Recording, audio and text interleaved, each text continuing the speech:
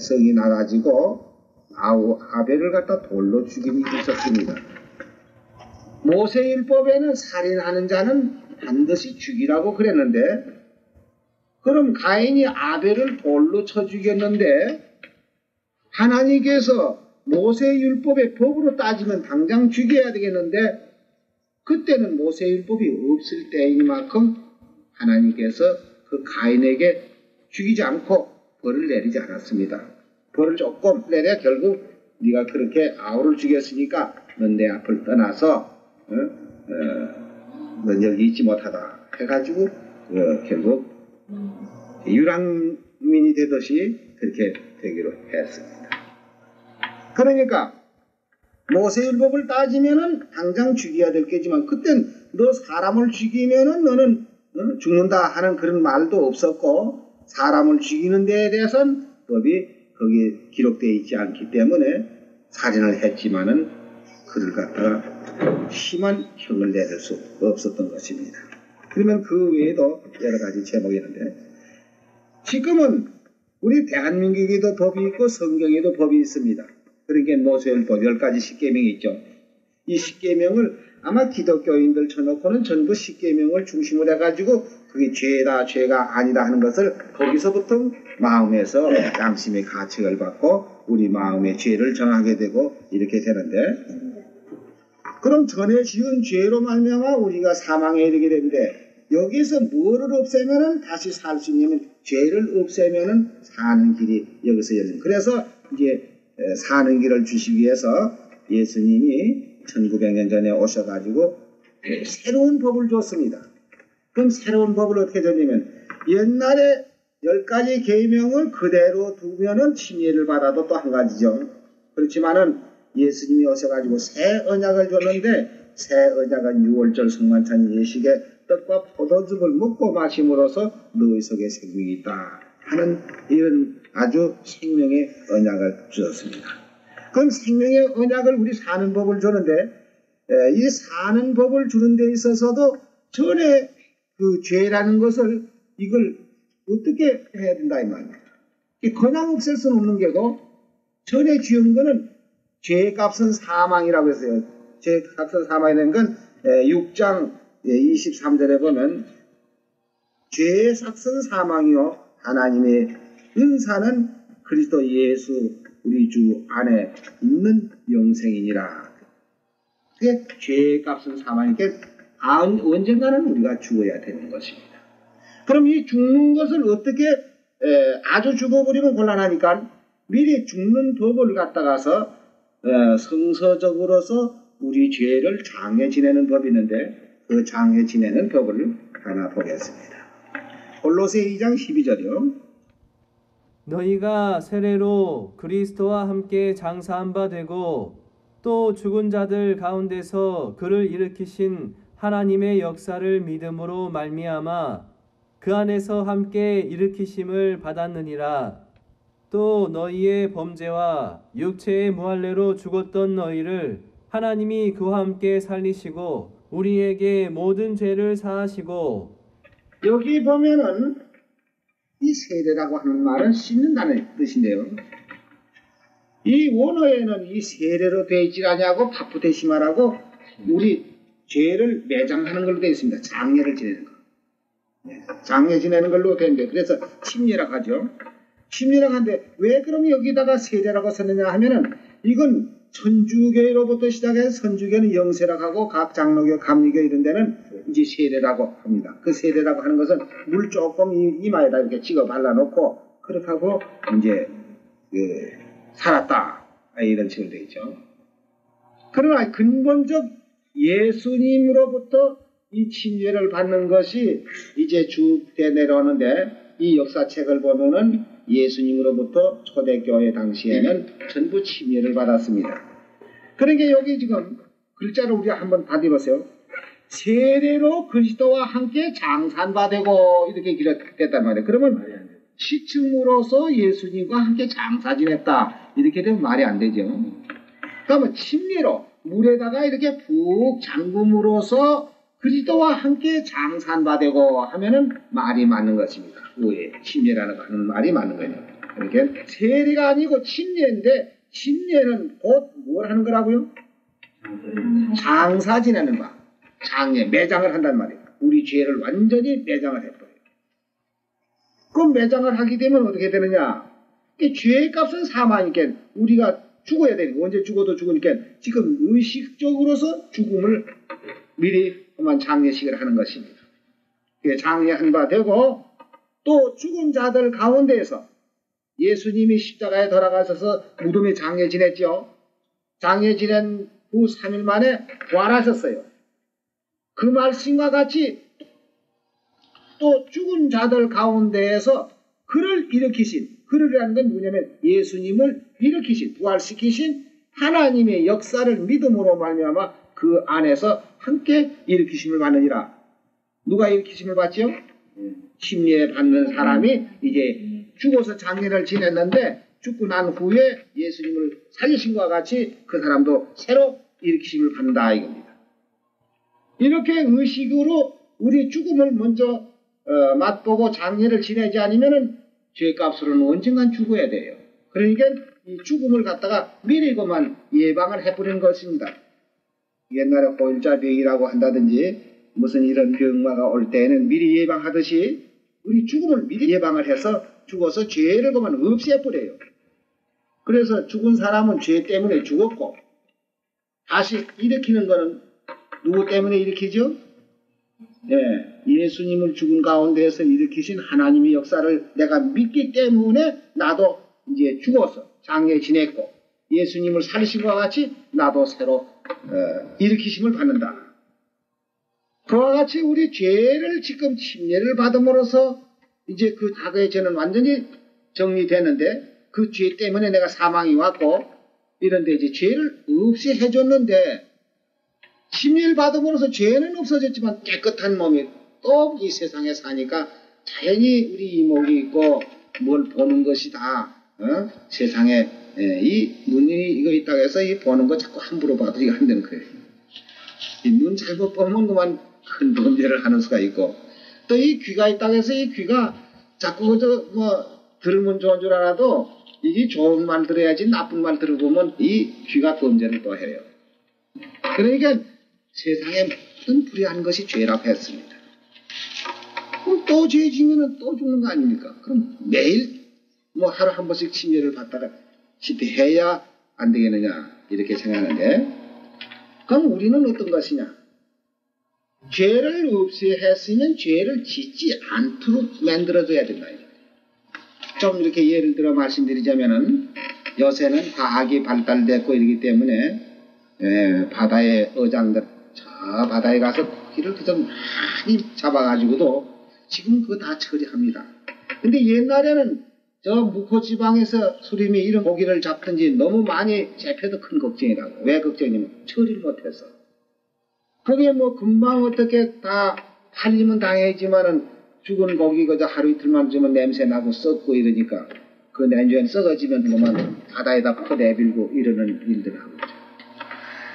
그렇지 않으면 이제 그 고기가 다 썩어서 못 먹을 정도 되기 전에 소금을 쳐놓으면 좀 당분간 오랫동안 견딜 수 있습니다.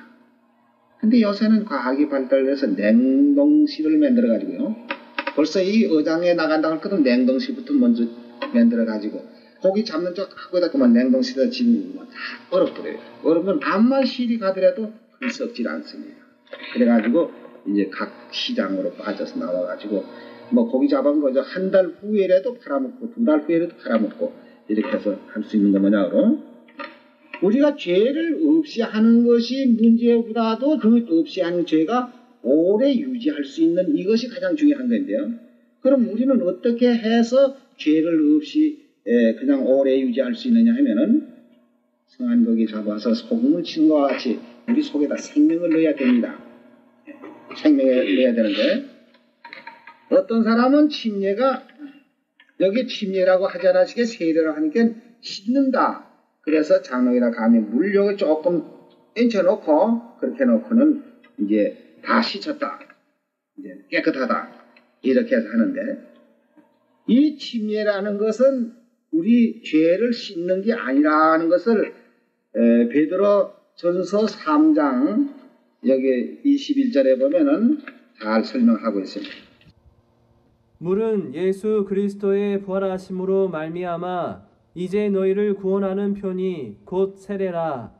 육체의 더러운 것을 제하여 버림이 아니요 오직 선한 양심이 하나님을 향하여 찾아가는 것이라.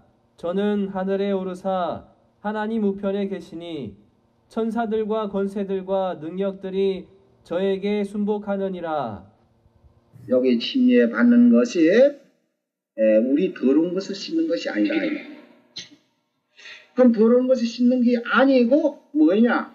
오직 선한 양심이 하나님을 향하여 찾아가는 것이라. 그럼 선한 양심이 죄가 있고도 선한 양심이 가질 수 있습니까? 없이. 죄 가지고도 선한 양심을 가지고 있어요? 예. 하나님하고 우리 사이를 이 갈라지게 한 것이 무엇이냐 하는 것, 그것부터 우리가 알아야 되겠네요. 자, 이사야 59장 1절에서부터 보겠습니다. 여호와의 손이 짧아서 구원치 못하신도 아니요 귀가 둔하여서 듣지 못하신도 아니라 오직 너의 죄악이 너희와 너의 하나님 사이를 내었고 너희 죄가 그 얼굴을 가리워서 너희를 듣지 아니하게 함이니 이는 너의 손의 피가 너의 손가락의 죄악이 더러웠으며 너의 입술은 거짓을 말하며 너의 혀는 악독을 바람이라. 자, 이런데 이걸 가지고 선한 양심 하나님 찾아갈 수 있어요? 죄는 양심이 허락을 안 하는 것입니다. 내가 죄를 가지고서 나 깨끗하다 하나님하고 내가 동행할 수 있다 하고 하나님 뒤에 줄줄 따라다닐 수 있느냐면 그렇게 될 수가 없어요. 그러니까 여기 베드로 전서 3장 21절에 그 물은 하는 말은 여기 노아 홍수 때에 노아의 식구 8사람이 구원받은 그 물을 말하는데 이 물은 예수 그리스도의 부활하심으로 말미암아 이제 너희를 구원하는 편이 곧 세례라. 육체의 더러운 것을 제하여 버림이 아니요 오직 선한 양심이 하나님을 향하여 찾아가는 것이냐. 그러니까 죄가 완전히 다 청산되고 장례제 매장을 시쳐가지고는 안 되죠. 시청은 아주 죄의 뿌리가 남아있단 말이에요. 그 뿌리가 남아있으니까 언제든지 뿌리가 남아있으면요 저 산에 아카시아 나무 그 많이 있는데 어떤 사람 그 아카시아 나무 이걸 없애려고 비언해도 또 나오고 비언해도 또 나오고 애를 먹는 게라. 그래서 이 사람이 비다가 못해서 이래가지고 안 되겠다. 그래서 이제 그때 막 고개를 들어서 부럭지를 막 파내 그래요. 그래 놓으니까 이제 그게 안 나온다. 죄를 씻어서야 안 되죠. 그러니까 장애를 지내는 겁니다. 그렇게 해서 이제 완전히 죄의 뿌리를 빼서 내버리고 이제 선한 양심을 가지고 하나님을 향하여 찾아가는데 그럼 침례받고 또 지으면 어떡할까요? 그러니까 침례받고 죄를 짓지 아니하는 이 새 언약이 있습니다. 새 언약. 요한복음 6장 53절에서부터 예수께서 이르시되 내가 진실로 진실로 너희에게 이르노니 인자의 살을 먹지 아니하고 인자의 피를 마시지 아니하면 너희 속에 생명 없느니라. 내 살을 먹고 내 피를 마시는 자는 영생을 가졌고 내 살을 먹고 내 피를 마시는 자는 영생을 가졌고 마지막 날에 내가 그를 다시 살리리니 내 살은 참된 양식이요 내 피는 참된 음료라다. 내 살을 먹고 내 피를 마시는 자는 내 안에 거하고 나도 그 안에 거하나니 살아계신 아버지께서 나를 보내심에 내가 아버지로 인하여 사는 것 같이 나를 먹는 그 사람도 나로 인하여 살리라. 이것은 하늘로서 내려온 떡이니 조상들이 먹고도 죽은 것과 같지 아니하여 이 떡을 먹는 자는 영원히 살리라. 그러니까 예수님의 살을 먹고 예수님의 피를 마시면 우리 속에 생명이 들어가는 겁니다. 생명. 자, 생명이 들어가고도 또 썩는다면 어떡합니까? 생명이 들어가 있는데도 또 썩는다고 할 수가 없지요. 그러면은 때로는 이제 우리가 침례를 받고도 이 세상에 살다 보면 그 세상 사람과 같이 지내다 보니까 본의 아닌 불의한 것들이 더러 많이 있습니다. 근데 그런 경우에는 어떻게 되느냐 하게 되면요 요한일서 5장 16절에 보면은 누구든지 형제가 사망에 이르지 아니한 사망에 이르지 아니하는 죄, 범하는 것을 보거든 구하라. 그러면 사망에 이르지 아니하는 범죄자들을 위하여 저에게 생명을 주시리라. 사망에 이르는 죄가 있으니 이에 대하여 나는 구하라 하지 않노라. 모든 불의가 죄로 돼 모든 불의가 죄로 돼 사망에 이르지 아니하는 죄도 있도다. 그러니까 이 사망에 이르는 죄라는 것은 어떤 것이냐 하면은 우리 세상 죄에도 너무 심하게 하는 것들은 안 되지만은 여기에서 사망에 이르는 죄가 뭐인가? 히브리서 10장 26절. 우리가 진리를 아는 지식을 받은 후 우리가 진리를 아는 지식을 받은 후에 짐짓 죄를 범한 적. 여기 죄라는 건 무슨 죄냐면은 그 다음에 나옵니다. 어떤 게 그 죄냐면 짐짓 죄를 범한 적 다시 속죄하는 제사가 없고, 이 속죄라는 것은 이 새 언약을 말하는 것입니다. 속죄하는 제사가 없고 오직 무서운 마음으로 심판을 기다리는 것과 대적하는 자를 소멸할 맹렬할 불만 있으리라. 모세의 법을 폐한 자도 두세 증인을 인하여 불쌍히 여김이 없이 받지 못하고 죽였거든. 하물며 하나님의 아들을 밟고 자기를 거룩하게 한 언약의 피를 부정한 것으로 여기고 은혜의 성령을 욕되게 하는 자의 당연히 받을 형벌이 얼마나 더 중요하겠느냐 너희는 생각해봐라. 그러니까 여기 무슨 죄겠어요? 새 언약. 예, 이 언약의 질을 배반하고 나가는 것이 이것은 다시 속죄하는 제사가 없어요. 왜 그러냐면은 새 언약을 통해서 예수님의 살과 예수님의 피로 우리의 생명을 줬고 영생을 줬는데도 불구하고 그것을 부인하고 나갔을 때에는 옛날 모세의 율법을 폐한 자도 불쌍히 여기지 않고 죽였거든. 두 사람의 증인을 인해서 하물며 하나님의 아들을 밟고 자기를 거룩하게 하는 언약의 피를 부정하게 여긴다. 이것이 다시 용서함을 받을 수 없는 죄라는 것을 여기 말했습니다. 그러면 우리 속에 생명을 넣어준다는 말씀, 아까 어떻게 하면 생명이 들어간다고요? 요한복음 6장 53절에 예수님의 살을 먹고 예수님의 피를 마시면 너희 속에 생명이 있다. 생명이라는 뜻은 뭐냐면은 영원히 사는 뜻을 말합니다. 생명이 없으면 죽은 사람이고 생명이 있으면 산 사람입니다. 그러니까 생명이 있는 사람에게는 죽음이 있질 않지요.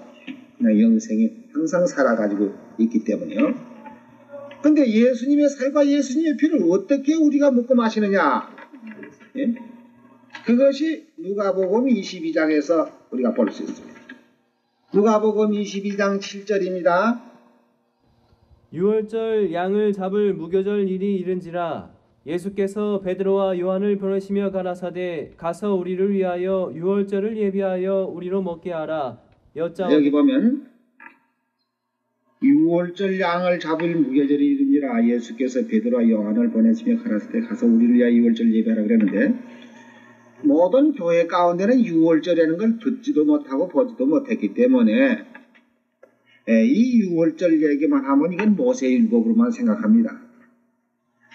모세율법에 양 잡고 소 잡고 유월절 지킨 그걸로만 착각을 한다 이 말이에요. 근데 예수님이 유월절을 예배하라고 베드로와 요한을 보내서 가서 유월절을 예배해서 우리도 먹게 하라 한 이 유월절은 옛날 모세율법에 양을 잡고 양의 피를 문설주에 바르거나 백성에 뿌리는 그런 유월절이 아니고 멜리덱의 반차라고 하는 떡과 포도즙을 가지고 우리에게 새 언약을 주신 것입니다. 19절 보세요. 또 떡을 가져 살해하시고 떼어 저희에게 주시며 가라사대 이것은 너희를 위하여 주는 내 몸이라. 내 몸이라. 예수님이 내 살을 먹으면 너희 속에 생명이 있다는 게 이것이 내 몸이라. 너희가 이를 행하여 나를 기념하라 하시고 저녁 먹은 후에 잔도 이와 같이 하여 가라사대 이 잔은 내 피로 세운 새 언약이니 온 너희를 위하여 붓는 것이니라. 이렇게 해서 여기 새 언약이라는 말씀인데 이 새 언약은 예수님이 이 세상에 오시기 전 약 650년 그 이전에 에레미야 선지자가 여기서 예언을 했습니다. 에레미야 31장 31절이요. 나 여호와가 말하노라. 보라, 날이 이르리니 내가 이스라엘 집과 유다 집에 새 언약을 세우리라. 나 여호와가 말하노라. 이 언약은 내가 그들의 열조의 손을 잡고 애굽 땅에서 인도하여 내던 날에 세운 것과 같지 아니할 것은 내가 그들의 남편이 되었어도 그들이 내 언약을 파하였음이니라. 나 여호와가 말하노라.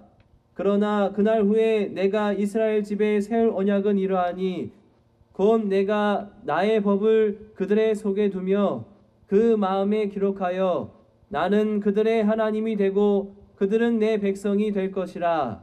650년 전 그 즈음에 에레미야 선지자가 이제 장차 이 앞으로 600년 후에면 메시아가 세상에 오셔가지고 이제 새 언약을 세워 주실 것이다 하고 미리 예언한 그대로 모세 율법이 아닌 이 새 언약을 세워 주실 것을 예언을 했습니다. 이 새 언약은 우리로 하여금 무조건 사는 법을 줬어요. 생명의 법을 줬단 말입니다. 사는 법. 그러면 히브리 8장 6절에 보면 어떻게 연결이 되어 있는가 한번 가서 보겠습니다. 그러나 이제 그가 더 아름다운 직분을 얻으셨으니 예, 그가라고 하는 말은 누구죠? 예수님이 더 아름다운 직분을 얻으셨으니 이는 더 좋은 언약으로 세우신 더 좋은 언약의 중보시라. 누가 중보시에요? 예수님이 새 언약의 중보시라. 저 첫 언약이 무흠하였다면 흠이 없었더라면 둘째 것을 요구할 일이 없었으려니와 저희를 허물하여 일러서되 주께서 가라사대 볼지어다 날이 이르리니 내가 이스라엘 집과 유다 집에 새 언약을 세우다. 여기 주께서 가라사대 하는 말은 에레미야 31장 31절에 기록되어 있는 말씀을 이쪽에다가 반복해서 지금 그 예언과 맞춰서 사도 바울이 진리를 증거하고 있는 그 말씀입니다. 13절에 보면 새 언약이라 말씀하셨음에 첫 것은 낡아지게 하신 것이 낡아지고 쇠하는 것은 없어져 가는 것이라. 그러니까 옛 언약으로서는 우리 죄를 정하여 줄 따름이요 그 죄에서 결국 죽을 수밖에 없는 우리를 이 새 언약으로서 생명을 얻고 영생을 얻는 이런 진리를 주었습니다. 고린도후서 3장을 보겠습니다. 새 언약이 어떤 것인가 여기 나오죠. 또 6절입니다.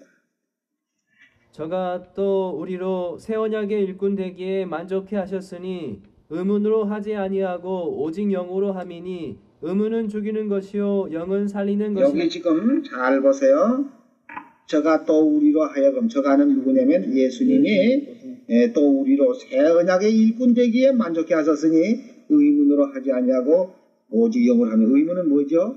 의문은 구약 모세율법을 말하는 의문으로 하지 아니하고 오직 영으로 영은 새 언약을 말하는 겁니다. 영으로 하미니 의문은 죽이는 것이요 영은 살리는 것이라. 의문은 왜 죽이는 겁니까? 예? 예. 율법 아까 로마서 7장에 거기 그런 말씀 있죠.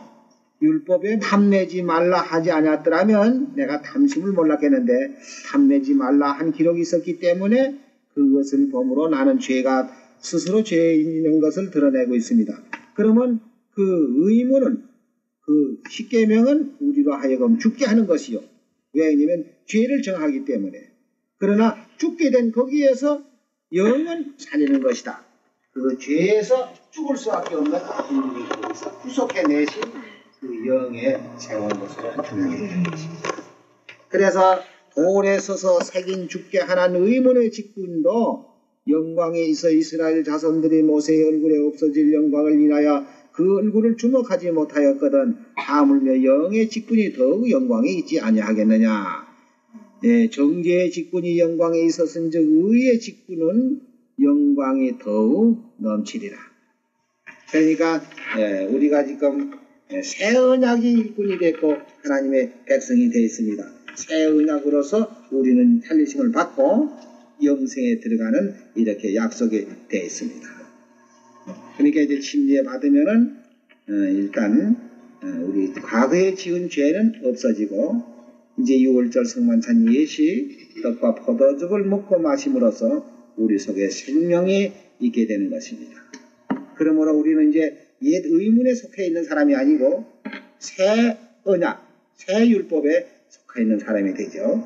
이렇게 해서 우리는 영생에 들어가게 되는데 우리 침례를 받고 진리 안에서만 떨어지지 않고 우리가 어떠한 시험이 있더라도 진리 안에서만 떨어지지 않으면은 우리에게 주신 영생은 계속돼서 나가다가 영원한 하늘나라에 들어가게 되는 것입니다. 이 침례에 대해서는 여러 가지가 있지만은 우선 내 죄를 없이 하는 것과 또 생명을 받는 것과 이렇게 해서 옛 언약에서 벗어나서 새 언약으로 새 정부 밑에서 새 언약에서 우리가 살고 있는 하나님의 권속이 되는 것입니다. 오늘 이것으로서 침례식에 대해서는 마치겠습니다.